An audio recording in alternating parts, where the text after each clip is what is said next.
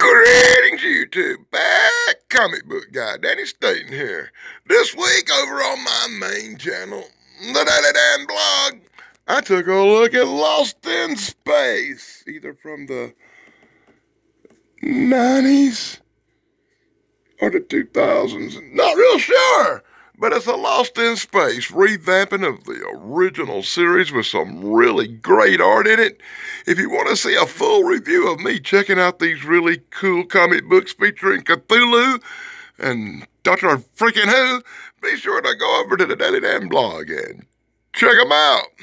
As I check out the back art on one of these comic books, I noticed the date 1992 on here, and apparently that's the only date the comic book has.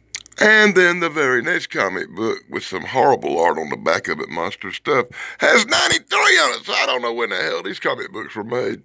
And I love doing these comic book reviews for Lost in Space, and I really did like the art in this comic book. Indeed, the art was really off the chain good. I bet the unapologetic geek would really love the art in this comic book. I know he liked Lost in Space a lot. Once again, the art style of this comic book was totally something I was not expecting. I give it a big thumbs up for the art. The one thing I didn't like about it was the full page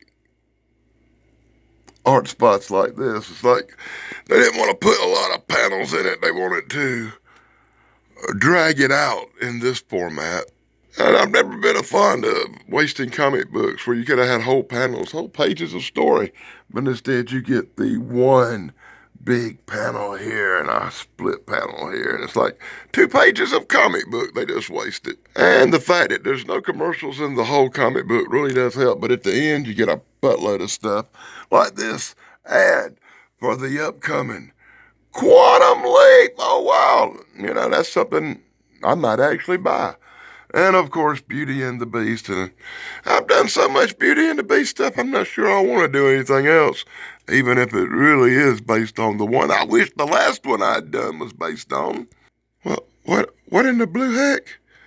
They're going to drop the hammer? Okay, we'll take a look and see what kind of really cool ads is in this one. It'll probably be something a little different. The inside cover of this one's completely different. Oh my God, I found something I didn't see before. It actually is 1993. I told you it was 92 or 93. It's 90 stuff. I missed that little thing the first time I looked through this book for some reason. Wow, I should pay more attention. And once again, don't you just love it when they do these full page ads? Like full page, like 3 panels on a page. But I love to point out the really cool different art design in this comic book. Look how vivid and alive the colors are.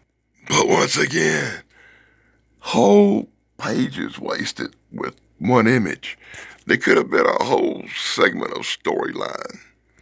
And unlike the last comic book, this one's filled with incredibly dark imagery. And friggin' zombies! Hey, if you want to see a full review for this comic book, go over to the Daily Dan blog and check it out right now. It's got zombies in it. Crappy mailbags. And after a few pages of crappy mailbags, you get Xanadar in this one. Xanadar #1, that's right, a few brief panels of an upcoming story. And that was it. Wonka Wonka. Xanamar, coming soon to Innovation Comics, back in the 1990s. And hey, that ad was on the inside cover of the last comic book I looked at. But at least they didn't waste the back of these comic books with bullshit.